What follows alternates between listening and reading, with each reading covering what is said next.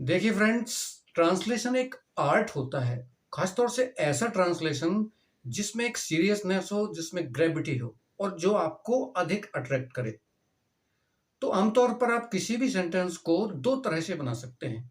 एक तो वो जो डेली स्पोकन इंग्लिश या कॉन्वर्सेशनल इंग्लिश की तरह होता है, और दूसरा वह जो एग्जामिनेशन की दृष्टि से बहुत ग्रेविटी रखता है और जो बहुत तेजी से किसी व्यक्ति को अट्रैक्ट करता है और जो एग्जाम में आपको मैक्सिमम मार्क्स दिला सके।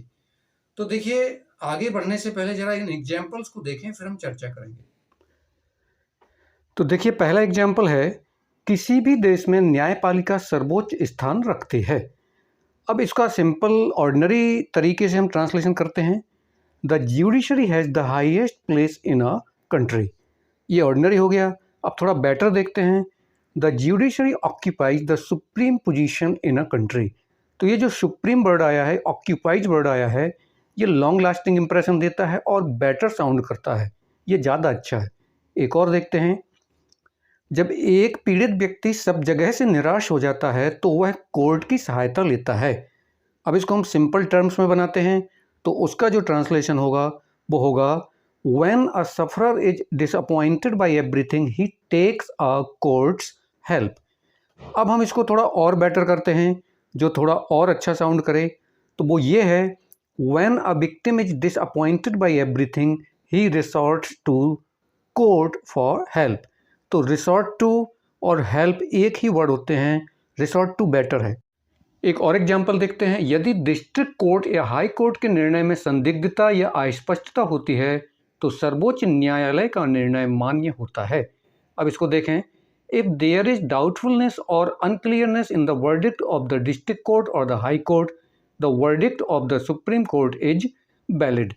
तो एक ये ऑर्डिनरी सेंटेंस हो गया जो वर्ड फॉर वर्ड ट्रांसलेशन है। अब दूसरा देखिए, इफ सम एम्बिग्यूटी और obscurity arises in the verdict of the district court और the high court, the verdict of the supreme court prevails और होल्ड्स गुड। तो होल्ड्स गुड और प्रिवेल्स एक ही होते हैं, जो बेटर साउंड करते हैं। अगला एग्जाम्पल देखें, यदि कोई व्यक्ति जाली पेपर्स लगाकर याचिका दायर करता है तो उस पर भारी अर्थदंड लगेगा। अब इसको एक तरीके से तो हम बना लेंगे, if a person files a petition with forged और fabricated documents such a case attracts a heavy penalty. अब दूसरा है, if a person files a petition on the basis of forged और fabricated documents such a case entails a severe penalty. तो entail और severe ये better impression देंगे और अच्छा साउंड करते हैं। तो आपने इस तरह से ये सेंटेंसेस देखे और आपने देखा कि एक हिंदी ट्रांसलेशन को, एक हिंदी सेंटेंस को दो तरह से ट्रांसलेट किया गया है। अब ग्रामेटिकली दोनों करेक्ट हैं, लेकिन जो सेकंड वन है ये ज़्यादा ग्रेव है, ज़्यादा सोफिस्टिकेटेड है, एक पॉलिश्ड सेंटेंस है और आपके कॉपी चेकर को लॉन्ग लास्टिंग इंप्रेशन देगा, जबकि सेकंड वन भी ठीक है।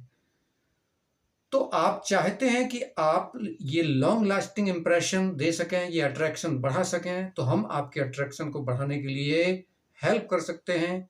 आप चाहें तो हमसे कांटेक्ट कर सकते हैं, हमारी क्लास ज्वाइन कर सकते हैं और अगर आप इंटरेस्टेड हैं तो आप हमसे संपर्क करें। फाइनली यही कहेंगे, start your preparation seriously, achieve your goal easily. Thank you friends.